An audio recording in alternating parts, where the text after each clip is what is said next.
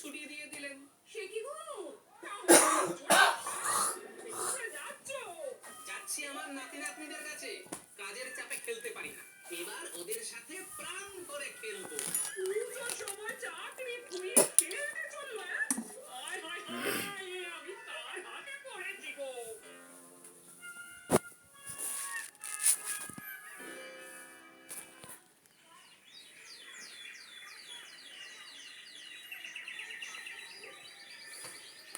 পুরস্কারকে আমি ধন্য হলাম মহারাজ।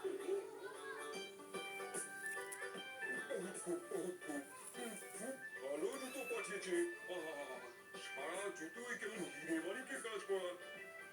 লোকটা নজর আছে দেখছি। শুধু নজর নয় জাহাপানা, সেই সঙ্গে তেল লাগাবার বুদ্ধিও আছে।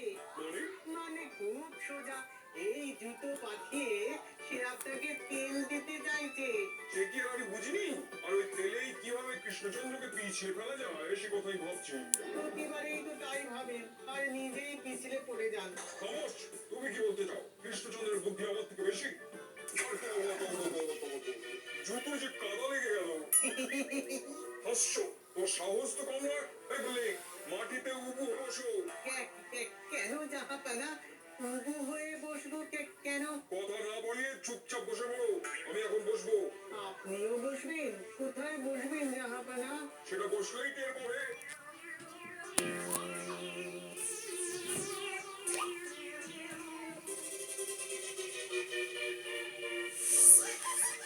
এবার চলো কোথায় যাবো জাহাপানা? আমার প্রাসাদে।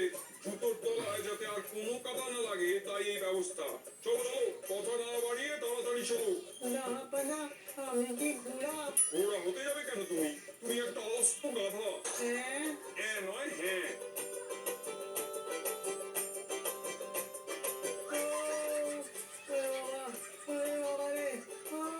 চলেছে আমার গাধা, বড্ড বেশি গাধা। থামলে পরে পড়বে চাবুক পিঠের ওপর জোরে। বুড়ো গাধা চাবুক খেয়ে যাবেই বুঝি মরে। করা হচ্ছে বুঝি? সুযোগ পেলে আমিও এই শোধ তুলবো। বাবারে, বাবারে। এই যে চুল পড়া শুরু, অল্প তো এখনই তো চুলের দরকার নতুন কুমারিকা। নতুন কুমারিকা নারিকেল তেল। এত বড় একটা শরীরকে বই আনতে গিয়ে খাটটা বুঝি বসে গেল।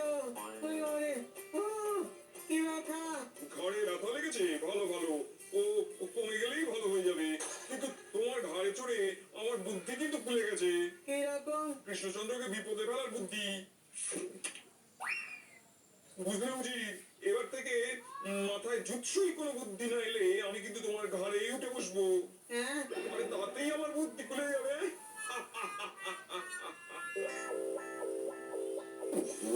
হয়ে গেল উপহার পাঠানো হয়েছে, অথচ মুর্শিদাবাদ থেকে এখনো তো কোনো উত্তরই না। আসলে মনে হয় দুটোতে নবাব বাহাদুর এত খুশি হয়েছেন যে উত্তর দিতেই ভুলে গেছেন। তাই যেন হয় মন্ত্রী, তোমার মুখের কথাই যেন সত্যি হয়। নবাব খুশি তো জগৎ খুশি। মহারাজ কৃষ্ণচন্দ্র, নবাব বাহাদুরের পত্র নিয়ে আমি মুর্শিদাবাদ থেকে আসছি। দাও দাও দাও সেই চিঠি।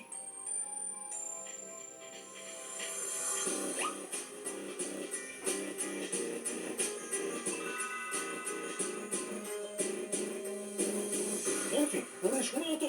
এই যে শোনাচ্ছি মহারাজ। মহারাজ কৃষ্ণচন্দ্র, তোমার পাঠানো মনোমাণিক্য খচিত জুতো পেয়ে আমি খুশি হয়েছি। খুশি হয়েছে? এ হলো এই বছরের পুজোর সেরা উপহার। বাহ বাহ বাহ বাহ, কি ভালো খবর। নাও নাও, বাকিটা পড়ো। কিন্তু আবার কিন্তু কিসে? মহারাজ, এটা আমার কথা নয়, নবাব বাহাদুরের। তিনি লিখেছেন, কিন্তু ওই জুতো পায়ে পরে হাঁটলে জুতোর নিচে কাদা লেগে যাচ্ছে। এদিকে আমি যেহেতু মাটির মানুষ, তাই সব সময় মাটির সংস্পর্শেই থাকতে চাই। তুমি যেহেতু এই জুতোটা পাঠিয়েছ, তাই তোমাকেই এমন একটা উপায় বাতলে দিতে হবে যাতে মাটির রাস্তা দিয়ে হাঁটলেও দামি জুতোর নিচে কাদা না লাগে। সাবধান, যদি ঠিকঠাক উপায় বাতলাতে না পারো তাহলে তোমাকে জুতোর মালা পরিয়ে এই পুজোর 4 দিন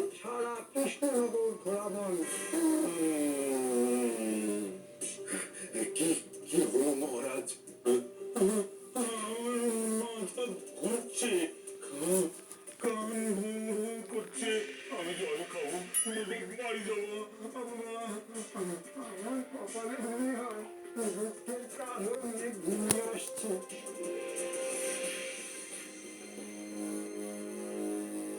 এখন এখন কেমন বোধ করছেন মহারাজ?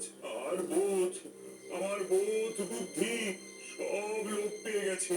শোনো শোনো, সকলে মিলে ভেবে একটা উপায় বের করো। সময় কিন্তু মাত্র একদিন। চলো চলো চলো, আমাকে একটু এক লাখ হাতে দাও তো। কি হয়েছে? কি হয়েছে? মহারাজের কি হয়েছে? হঠাৎ উত্তেজনা বশত মহারাজের মাথাটা একটু ঘুরে গেছে, তবে এখন সুস্থ আছেন। আচ্ছা, ঠিক আছে, আপনারা এখন আসুন।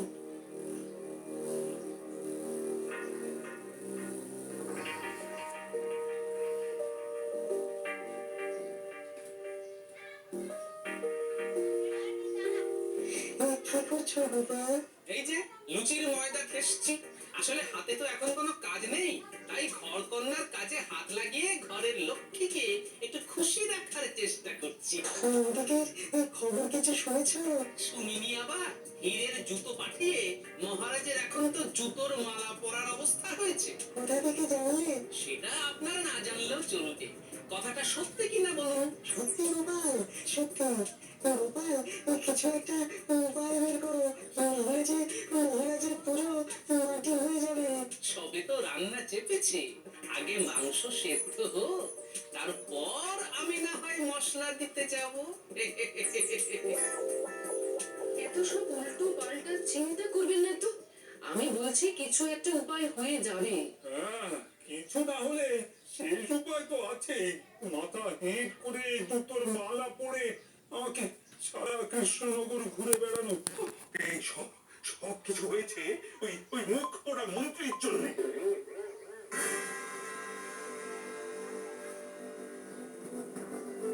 কি এত আকাশ পাতাল ভাবছো বলো তো? মাথায় বাজ পড়েছে গিন্নি, মাথায় বাজ পড়েছে। পুজোর সময় মহারাজকে যদি জুতোর মালা পরে ঘুরতে হয়, মহারাজ কি তাহলে আমাকে ছেড়ে দেবে ভেবেছ গিন্নি? আমি সেই দৃশ্যটা চোখের সামনে দেখতে পাচ্ছি। কি দৃশ্য গো? মহারাজের গলায় ঝুলছে জুতোর মালা, আর হাতে ঝুলছে আমার কাটা মেনু। আয় আয় আয় আয়, কি যে হলো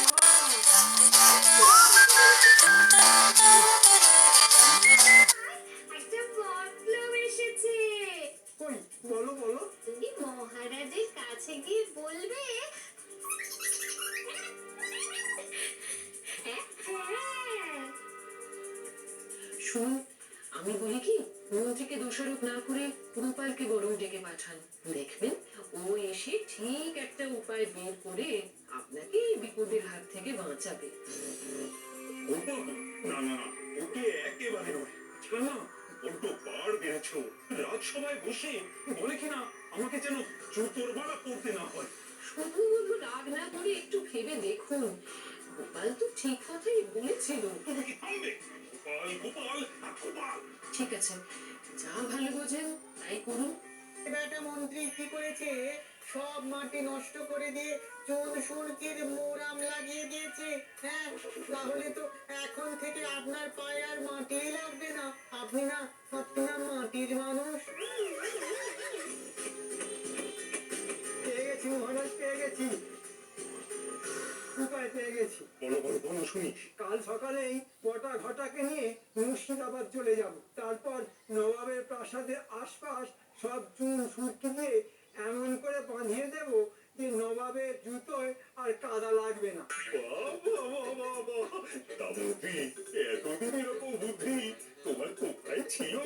গোপালে ঢাকা ছিল মহারাজ, আজ গোপাল বিজয় হয়েছে, আমার বুদ্ধিও খুলে গেছে। যাও যাও যাও, তাহলে কাল সকালে বেরিয়ে পড়ো। নবাবকে খুশি করে ফিরে আসতে পারলে আমি তোমাকে আরো পুরস্কার দেব। আহা, আমার কি কপাল, এতদিন পেয়ে এসেছি পুরস্কার।